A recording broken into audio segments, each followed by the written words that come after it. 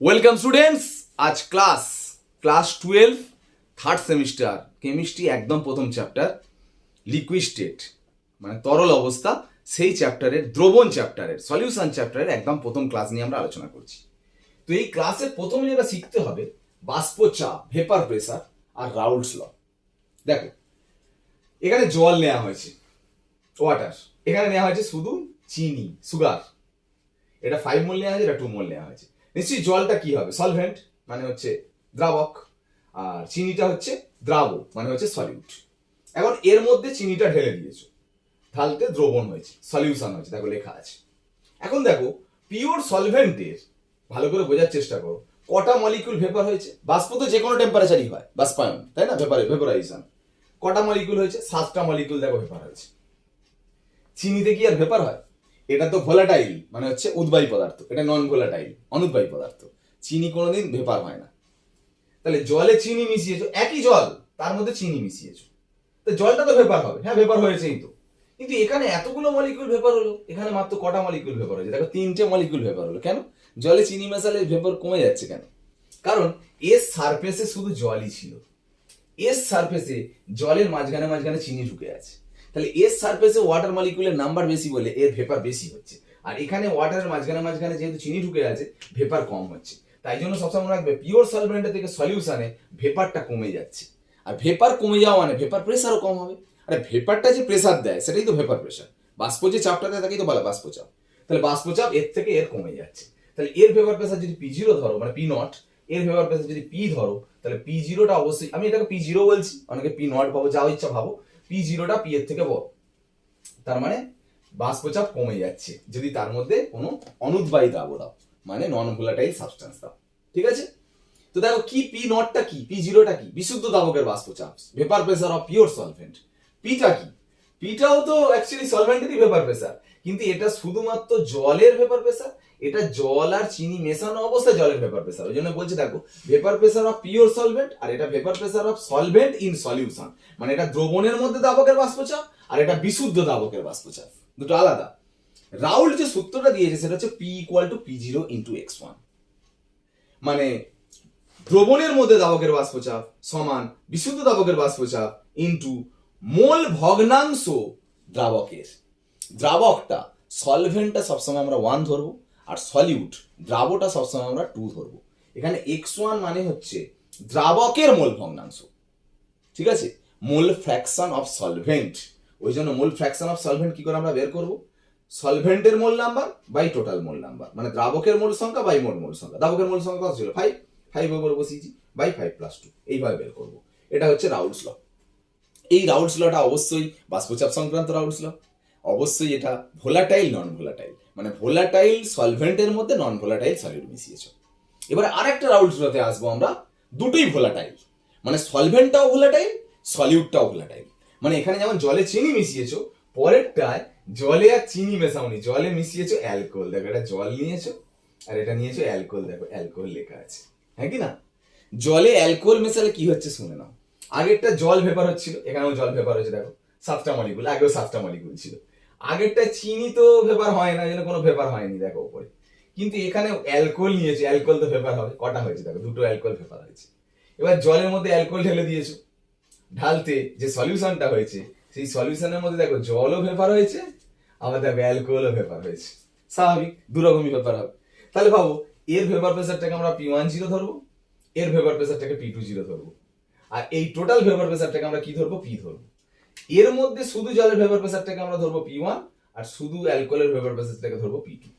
তাহলে ভাবো P10টাও জলের ভেপার প্রেসার, P1টাও জলের ভেপার প্রেসার। ডিফারেন্সটা কি? P10টা হচ্ছে পিওর সলভেন্ট, মানে পিওর ওয়াটারের ভেপার প্রেসার, আর এখানে P1টা কি, মানে এইটার ভেপার প্রেসার, মানে এটা সলভেন্ট মানে ওয়াটারেরই ভেপার প্রেসার ইন সলিউশন, মানে দ্রবণের মধ্যে দ্রাবকের, মানে জলের ভেপার প্রেসার। ঠিক আছে? এটা হচ্ছে দ্রাবের ভেপার প্রেসার। দ্রাব মানে সলিউট, সলিউট মানে এখানে অ্যালকোহল, অ্যালকোহলের ভেপার প্রেসার হচ্ছে P20, P2 নট, ঠিক আছে? আর P2 হচ্ছে এখানে এই যে অ্যালকোহলটার ভেপার প্রেসার, এটা হচ্ছে P2। দুটোর মধ্যে ডিফারেন্স কি? এখানে P20 হচ্ছে শুধু অ্যালকোহলের ভেপার প্রেসার, আর P2টা হচ্ছে জল অ্যালকোহল মেশানো অবস্থায় অ্যালকোহলের ভেপার প্রেসার। ব্যাপারটা বোঝা গেল? একটা শুধু সিঙ্গেল অবস্থায় রাখা আছে আর একটা মেশানো অবস্থায়। তাহলে দেখো সব বলা আছে, দেখো P1 জিরোটা সলভেন্টের ভেপার প্রেসার, P1টাও সলভেন্টের ভেপার প্রেসার, কিন্তু এটা পিওর সলভেন্টের ভেপার প্রেসার, এটা সলিউশনের মধ্যে মেশানো অবস্থায় সলভেন্টের ভেপার প্রেসার। বোঝা যাচ্ছে কি? সব 1 গুলো সলভেন্ট আর 2 গুলো দেখো সব সলিউট, মানে 1 গুলো হচ্ছে দ্রাবক আর 2টা হচ্ছে দ্রাবক। এখানে এটা দ্রাবক, এটা দ্রাবক, এটা বেশি পরিমাণে আছে বলে দ্রাবক মানে সলভেন্ট, এটা কম পরিমাণে আছে বলে দ্রাবক মানে সলিউট। এখানে যে রাউলস ল, সেই রাউলস ল দুখানা, P1 equal to P10x1, P2 equal to P20x2। তার মানে কি? দ্রবণের মধ্যে দ্রাবকের বাষ্পচাপ সমান বিশুদ্ধ দ্রাবকের বাষ্পচাপ ইনটু দ্রাবকের মোল ভগ্নাংশ, আর এটা দ্রাবের জন্য, ঠিক আছে? মানে দ্রবণের মধ্যে দ্রাবের বাষ্পচাপ সমান বিশুদ্ধ দ্রাবের বাষ্পচাপ ইনটু দ্রাবের মোল ভগ্নাংশ। ইংলিশে বললে vapour pressure of the solvent in solution equal to vapour pressure of the pure solvent into mole fraction of the solvent. ঠিক আছে?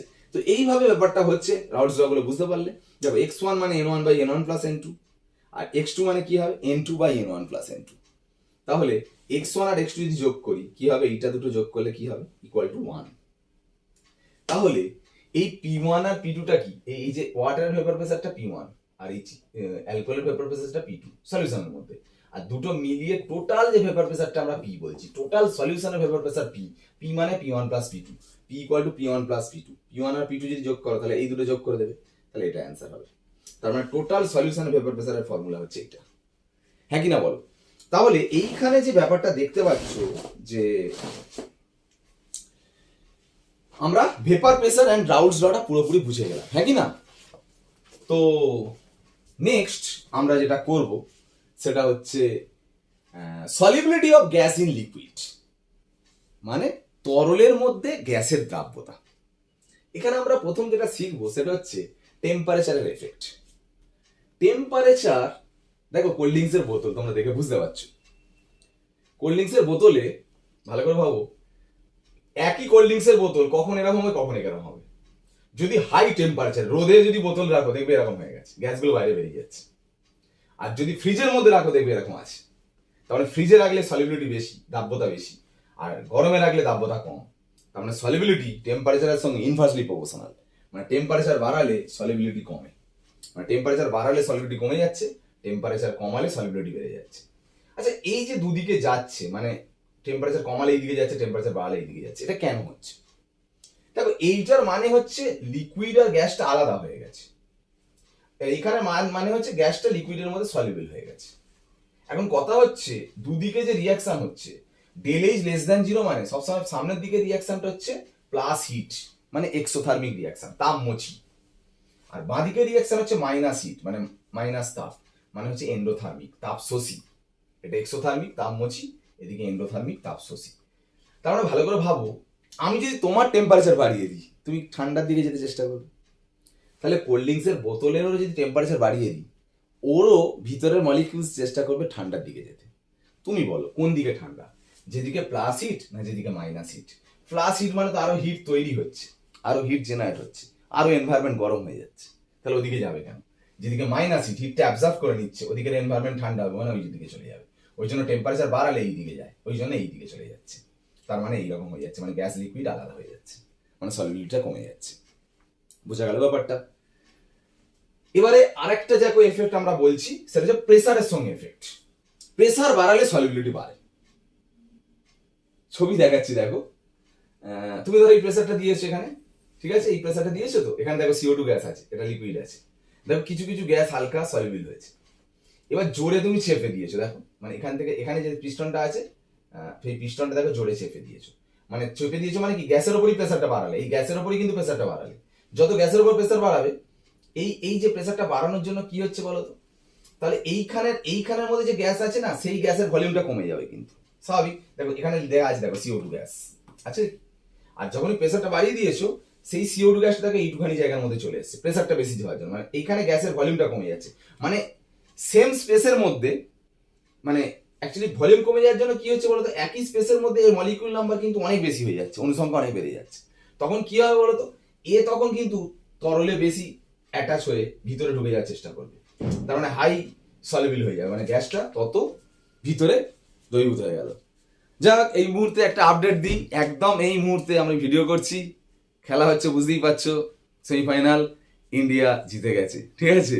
এখন বাজে 10টা, কত বাজছে মোটামুটি 52-53 হবে, 10টা 53 নাগাদ এই মুহূর্তে ইন্ডিয়া জিতে গেছে, আপডেট দিলাম, ঠিক আছে। ভিডিওটা পাচ্ছে অ্যাকচুয়ালি সকালে। যাই হোক, তো প্রেসার বাড়ালে দেখো, তার মানে বুঝতে পারছো বেশি পরিমাণে সলিবিল হচ্ছে, যেন যত চাপ বাড়বে তত সলিবিলিটিটা বাড়বে, মানে দাব্যতাটা বাড়বে, ঠিক আছে। তো যা এইটা হেনরিস ল, অ্যাকচুয়ালি হেনরি সূত্র হচ্ছে এটা, চাপ বাড়ালে দাব্যতা বাড়ে। তবে হেনরি দুবার দুরকম বলেছেন, একবার বলেছে চাপ প্রপোর্শনাল টু সলিবিলিটি, আর একবার বলেছে সলিবিলিটি প্রপোর্শনাল টু চাপ। দুবার তো দুরকম, একই তো ব্যাপার। অ্যাকচুয়ালি একবার পিটা এইদিকে রাখলে আর পিটা ওইদিকে রাখলে ধ্রুবক কনস্ট্যান্টের ভ্যালুটা আলাদা হয়ে যায়। অ্যাকচুয়ালি দেখো, এখানে সলিবিলিটি উনি ধরেছেন এক্স, আর এখানে সলিবিলিটি ধরেছেন উনি সি। তো এটা যদি এক্স ধরে তাহলে পি প্রপোর্শনাল টু এক্স, আর সি ধরলে সি প্রপোর্শনাল টু পি। দেখো, এখানে প্রপোর্শনালিটি ইকুয়াল করলে একটা ধ্রুবক আসছে কনস্ট্যান্ট কে এইচ, এখানেও প্রপোর্শনালিটি ইকুয়াল করলে কনস্ট্যান্ট আসছে কে এইচ। এখানে কে এইচ আসছে পি বাই এক্স, এখানে কে এইচ আসছে সি বাই পি। ইউনিট বসিয়েছি, বসালে দেখো দুজনের একক আলাদা হচ্ছে। দু ধরনের একক, পরীক্ষার সময় পরে যখন অঙ্ক করাও বুঝতে পারবে। ম্যাথ করলে একক দেখে বুঝতে হবে কোন সূত্র দিয়ে অঙ্ক হবে, এই একক দিলে তোমার বুঝতে হবে এই সূত্র দিয়ে অঙ্ক হবে, এই একক দিলে বুঝতে হবে এই সূত্র দিয়ে অঙ্ক হবে, ঠিক আছে। তো যাই হোক, এখানে একটা কথা কি, যে দাব্যতা সলিবিলিটিকে এক্স দিয়ে প্রকাশ করছে। এক্সটা কি অ্যাকচুয়ালি, যে গ্যাসটা দ্রবীভূত হচ্ছে তার মোল ভগ্নাংশ। এক্স হচ্ছে মোল ফ্র্যাকশন অফ সলিবিল গ্যাস, যে গ্যাসটা সলিবিল হচ্ছে তার মোল ফ্র্যাকশন, মানে সেই গ্যাসের mole number by total mole number. বা সি মানে সলিবিলিটি, সলিবিলিটি সি মানে যে গ্যাসটা সলিবিল হচ্ছে তার মোলারিটি, তার মানে যে গ্যাসটা সলিবিল হচ্ছে তার mole number in 1000 ml solution. মানে মোলারিটি অফ সলিবিল গ্যাস মানে কি, number of mole of soluble gas in 1000 ml solution, মানে 1000 ml দ্রবণের মধ্যে কত মোল গ্যাস দ্রবীভূত হচ্ছে, সেটা হচ্ছে মোলারিটি সি দিয়ে প্রকাশ করা হয়, ঠিক আছে ব্যাপারটা। তো এই হচ্ছে ব্যাপার। এখানটা একটা কথা শুধু বলে নেব, যেটা হচ্ছে তোমার অ্যাপ্লিকেশন হেনরিস ল যদি তুমি বলো, টেম্পারেচার আর প্রেসারের, যদি আমি প্রেসার নিয়ে বলি, প্রেসার বাড়ালে সলিবিলিটি বাড়ে। দেখো, তুমি যদি পাহাড়ের ওপরে ওঠো, শ্বাসকষ্ট হয় কেন, পাহাড়ের ওপরে উঠলে প্রেসার কমে যাচ্ছে, বায়ুর চাপ কমছে। বায়ুর চাপ কমলে কি হয় বলতো, অক্সিজেনও তো একটা গ্যাস, তাহলে ব্লাড একটা লিকুইড, তাহলে তার মধ্যে সলিবিলিটিটা কমে যাচ্ছে।